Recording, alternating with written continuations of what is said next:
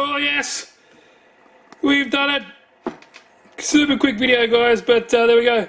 Managed to actually get a flywheel, clutch and everything on this V4. This video is not going to be long. Just super pumped that I was actually able to do it, but it wasn't without help. Now, double deuce or Dennis Dempsey with his awesome help. He's doing something much better than me. Check out this. He's putting it in a Capo J-Max. Now, the V4, not the normal toy end. He's already done that many times, but he's putting it in the Capo J-Max. Check that out. That's sick. It's got a 2-speed transmission as well, I think.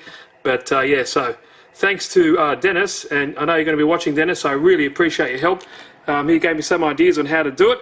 But please, guys, subscribe or check out Dennis's channel at the least, because that guy is like a little, well, he's a genius. He's all the way from in the States. He's like Johnny Q90. He just does amazing stuff. But yeah, please go check him out. He's putting it in the Capo J-Max, this same motor. So he's already way ahead of me. Much more experience than me. I'm just trying to make it work. But as you can see, check out that. It is on there really nicely. Now, super easy to do, or what I was considering. I thought it might be pretty hard, but it is not that bad. So what I do, I quickly tear it apart. I've taken some advice from Dennis, and what happens, it actually opened my eyes on how to actually maybe change it up a bit as well. So basically, this is the V4. It's a 4-cylinder toy and about 3.5 horsepower. And if you haven't seen my other videos, I'm making it into like a rat rod, paired up with this transmission here, which is from a Revo 3.3, I believe. I've used it in my other transmissions and stuff before. It's super, well, it's super good because it's 2 speeds, forward and reverse, and it also does come with a brake setup. So I'll be using that with this system here. Now, it's obviously going to fit around like that. Quick setup there. So I'm going to have the gearbox somewhere around about like that. Yeah, you get the idea, but we will make it work. But the hard part with this motor is the gearbox, well, sorry, not the gearbox, the flywheel doesn't actually come with the pins attached to attach your clutch or anything in that manner like the FS100 does. This motor right here. So this is the little brother, and that's the big brother there. So basically this one here has 4 of these motors, or 4 of these pistons in there. So it's pretty sick. This setup also has a nice little small starter motor. I think I might kind of adopt that, because the one they get with the V4 is this massive thing here. But I think for simplicity, and Double Deuce also done it in his J-Max, he fit this whole conglomerate in there as well. But you might be able to use it because it comes with a nice little what is it, a bracket with a ball bearing and stuff like that, so I might be able to use it in here. But anyway, let's not get out of the way. So this engine doesn't come ready to run with like for you to put a clutch and clutch bell on there, so you have to kind of think outside the box or get sweet ideas from like Dennis and see how he did it. Now what I did, let me just undo this screw here because it's a little bit different, but give me 1 second, put the camera down just a bit over to the focus, I think it is.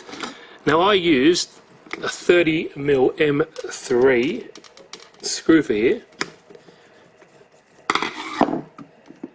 and that's all I am holding this down. So I'm going to, obviously it's not Loctite, but I'm going to tighten the living shit out of this with some red Loctite, because this goes directly into the crank, or the crankshaft. It's right in there.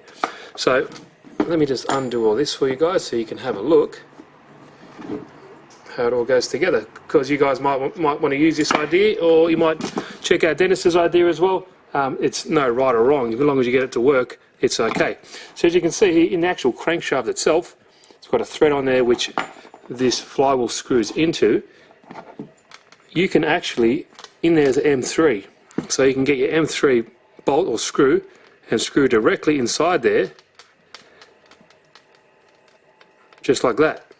Obviously you've got to cut down the screw to the right depth. It's around about 30mm is what I've found, and you have to choose a minimum little space at the end to stop the slop from this clutch bell going all over the place, but that's about it. So as you can see, when this is all together, I'm going to put red Loctite on the end of this screw and munch it all together, and hopefully that should work. If not, my other idea was, and this was from Dennis, I believe, you get like a grub screw, long grub screw, stick it in there, screw it in, red Loctite it, and then you can screw this into the other side. But that's something that I might do later on if this doesn't work.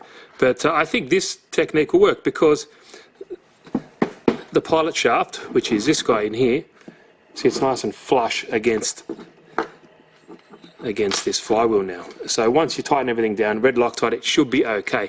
Now it's experimental. If it works, it works. That's fantastic. If it doesn't, we'll try something else. But here is the flywheel. This is what you get from Engine DIY, where I purchased this from. These aren't in there, so you have to actually screw these on there. Now Dennis had the fantastic idea. You get the stock one, or you get another one. Here's actual FS100, which is this small motor here. Black flywheel had four screw holes. I think two 3mm and two 2.5. Now you can use it as a guide, but mine didn't. Funny, it just has no holes in it at all. Maybe it's a different model, I'm not too sure. But I used the flywheel from another one, and all I did was I pulled the pins out, put it in a vise, pressed them back out, lined this guy on top. Well, you won't do it now, and screwed them all together and used these pre-done holes from before as a guide, and drilled all the way down through here. Nice and carefully, put a bit of lube on there. That's what she said. And just so it fits in there nicely, and I'll just press it in with the vise. Now I didn't need to go all the way. I've just gone enough so it's biting just over halfway into this flywheel and a little bit sticking out, just so it's enough to grab on the clutch shoes. And that's all it is. Just make sure it's nice and center, put all the clutch shoes back on, like any normal, like NITRO car, and that's ready to go. Now these two go together. There is a key in here because it's a one-way bearing. That goes in there, just like that. And all you do now is, oops, careful, it's not cheap. Here's you screw it back on, just like that. Obviously when it's all said and done, I'm going to Loctite it and crank the hell out of it. And then you can see, I'm not sure if you can, but in there is that M3 thread. Now all I do with this, tighten this all back up, and happy days. We'll kick it off like a dead leopard's head in the next episode, and hopefully get it started and see if we can actually drive or at least make progress, because a lot of you guys are wondering what's going on with this. And well, I've been busy with other things, not just this, but extremely busy with work as well. But there you go. So obviously I can fine-tune this bit of slack there, bit of play, but that's nothing wrong with that. And you can see that runs nice and true. Really good. So, Dennis, if you're watching, what do you think about that idea? I've got your ideas and thought about it. He's also had a great idea about, instead of using that screw or the pilot shaft, he used a piece of brake tubing. I think it was 3/16 tubing, and you can run this 3mm bolt through there instead of using the pilot shaft. Pretty much the same thing, but that's what I've done. So yeah, there we go. Just a quick video, guys. I just wanted to show you where I'm at. This was really bugging me, and I wasn't too sure what I was going to do. So super pumped that this is all ready to go, and I really just want to thank Dennis for the ideas and the inspiration to get it going, because I was getting a little bit umming and ahhing and thinking, oh, well, how's it going to work? But with his help, I really appreciate it. So guys, please check out his channel. I'll leave a link down below as well if you want to go. Just click on it. Check out his other builds as well. He's built with, I think it was a HG, the Bruiser copy with this. It looks bloody awesome. And he's also doing another one with, what was that? I'm not sure the other crawler, but go check it out. It's really cool. He's very talented, much more talented than me. I just fabble-cockle things together. He actually thinks about things. But anyway, really appreciate it, guys. Thanks for sticking by. If you like the video, give it a good old thumbs up. If you haven't, please click that notification bell. Oh, there you go. So you get notified of all the latest content. It's summer. It's still summer here. So hot. I've mowed the lawn 5 times in the last 2 weeks. It's ridiculous. I know first world problems, but whatever.